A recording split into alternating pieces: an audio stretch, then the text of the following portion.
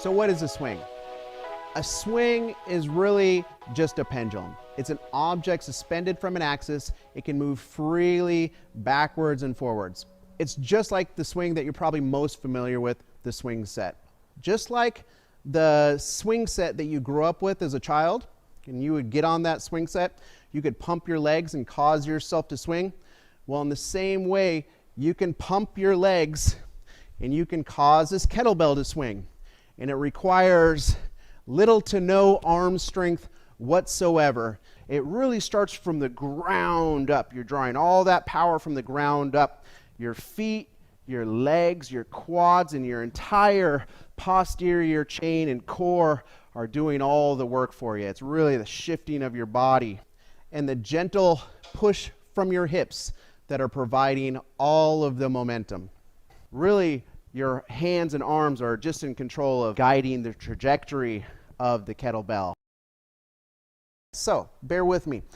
When you're picking up something off the ground, the safest way to do it is to get your center of mass, which is in the center of your body, over your hips, between your heels and your toes.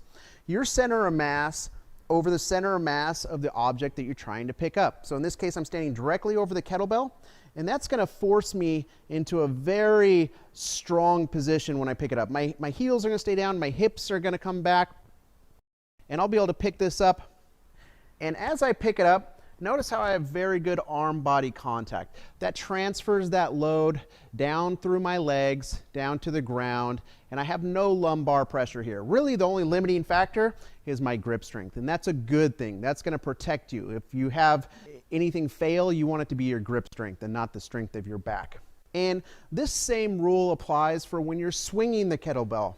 Always remember that when the kettlebell is in the weight-bearing phase of the swing, and the weight-bearing phase of the swing is going to be right around here, about 7 o'clock. We call this 7 o'clock. If straight overhead is 12, this is 9. Right about here is 7 o'clock. When that kettlebell's traveling down and it hits 7 o'clock, that's when that kettlebell is doing its best to pull you down to the ground. And for that reason, you're going to want to have good arm-body contact, and you're going to want to counterbalance the kettlebell weight appropriately.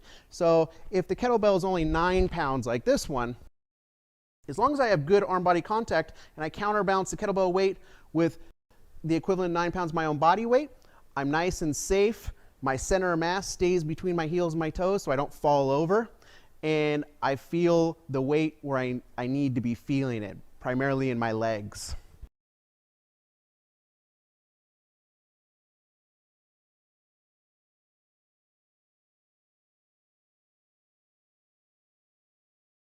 The biggest mistake that I see beginners make is when they try to learn how to swing the kettlebell on their own, they swing it up, and they lose arm-body contact. Now, it's okay to lose arm-body contact once the bell is on the way up because it's weightless at that point.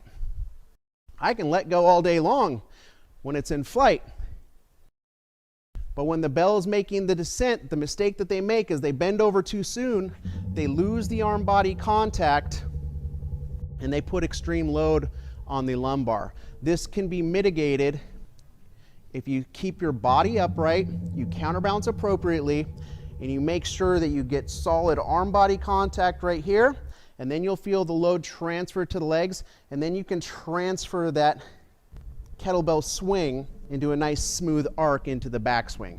Now, to ensure that you have really good arm-body contact, you want to keep the bell nice and high between your legs. If I swing this kettlebell nice and high between my legs, I'll get maximum arm-body contact. If I try to swing it down too low, I'm going to lose all of that arm-body contact there.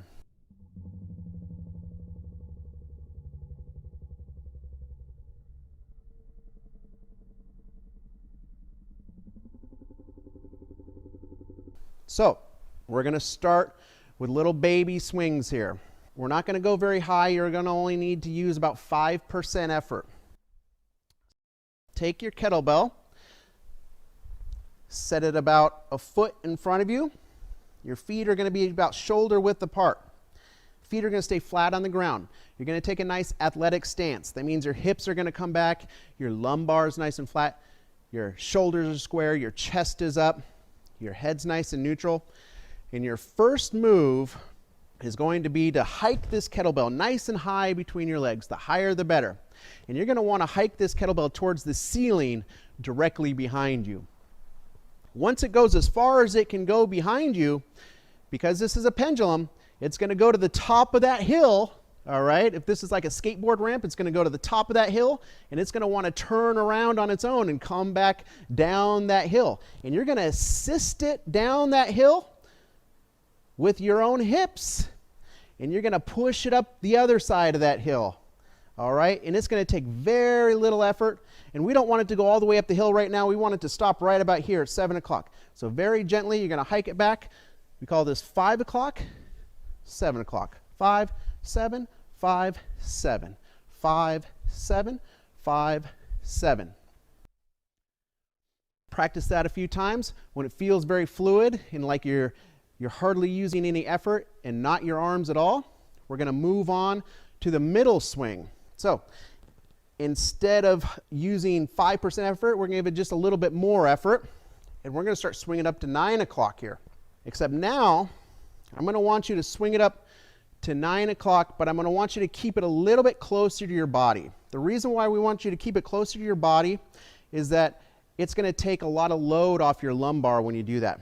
If you've ever held something heavy, like an Amazon package, well, if you hold it close to your chest, it feels, manageable. But if you hold that Amazon package way out in front of you, well, you feel a lot of strain on your back.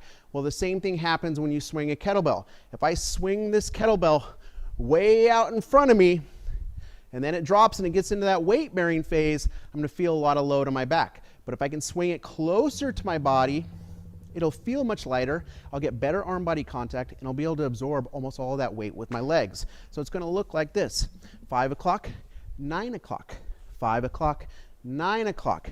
And notice how my elbows are slightly bent and that bell is just floating right in front of me. I can even take my hands off the bell and let it float right in front of me. And you should practice that too. You should become very dexterous with this kettlebell so that you're confident letting go of it. And remember, kettlebells have lifetime warranty.